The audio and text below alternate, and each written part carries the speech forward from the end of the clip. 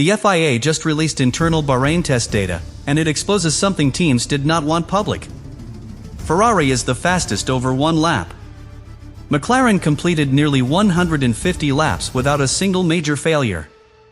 Red Bull lost almost 3 hours in the garage, and Max Verstappen never drove. Aston Martin suffered another engine failure and now has the lowest mileage on the grid. This is not rumor.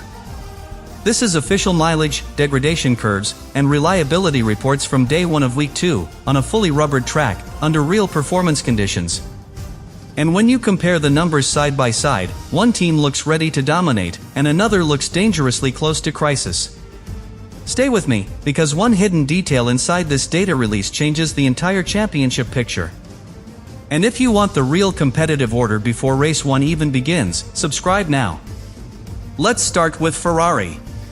Because the FIA data confirms what many suspected, and what some were afraid of.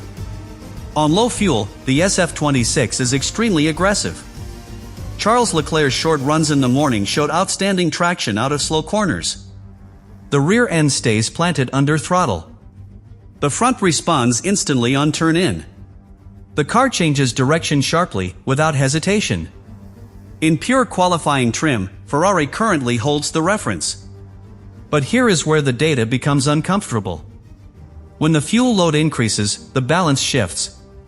Lewis Hamilton's afternoon long runs revealed something different.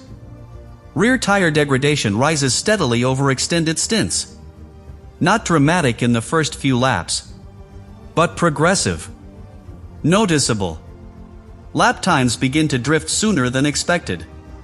And when Hamilton described the car as feeling disconnected in medium speed corners, that aligned perfectly with the FIA degradation metrics.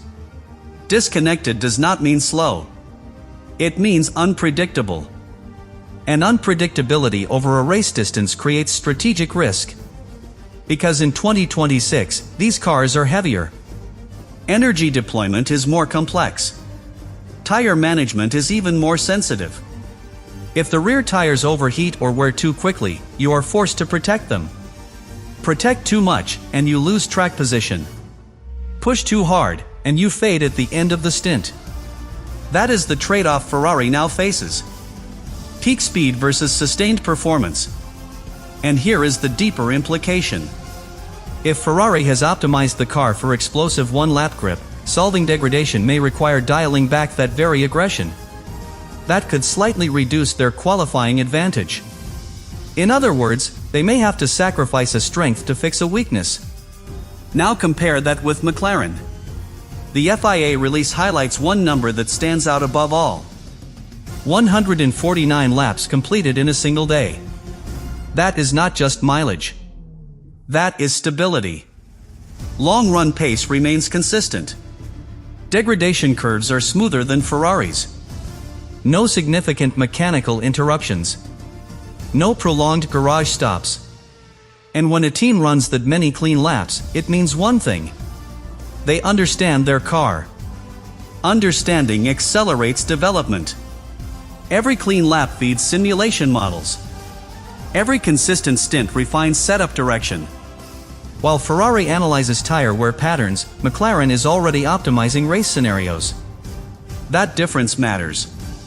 Because testing is not about who looks spectacular.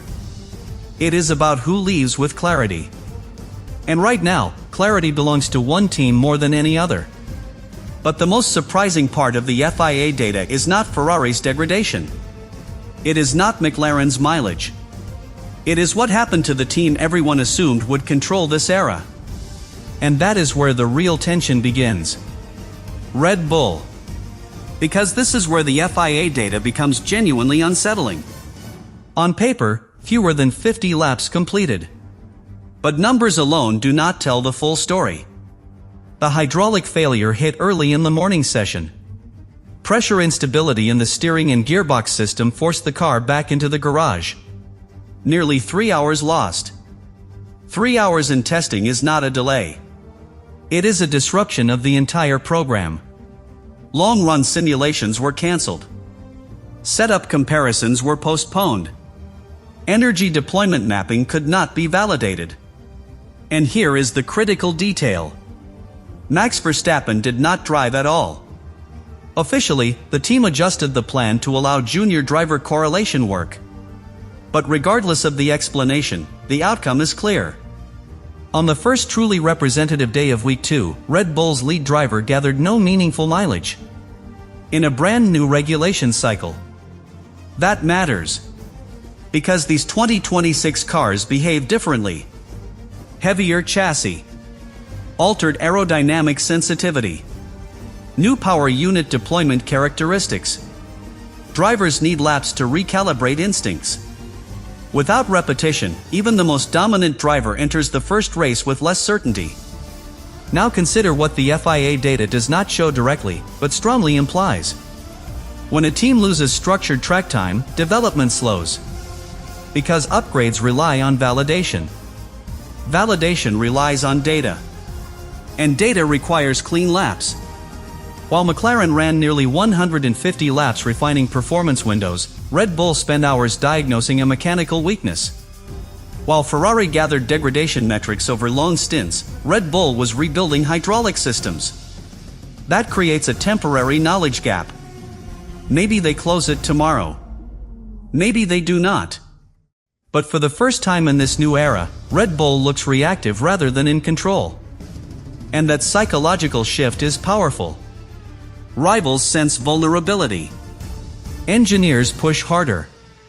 Drivers take more risks. Belief spreads across the paddock. But here is the deeper concern. Hydraulic systems influence more than steering feel. They affect gearbox actuation, differential behavior, and sometimes cooling interactions. If the failure was not purely incidental, if it reveals a packaging compromise under the new regulations, then this is not a one-day inconvenience. It becomes a development challenge. And development challenges consume time. Time is the one thing testing does not provide in abundance. Now imagine this scenario. Ferrari refines degradation by race 1. McLaren continues building mileage without failure. Mercedes unveils hidden pace once regulatory clarity arrives. If Red Bull enters the opening weekend with fewer validated race simulations, the competitive margin tightens dramatically. And when margins tighten, dominance disappears.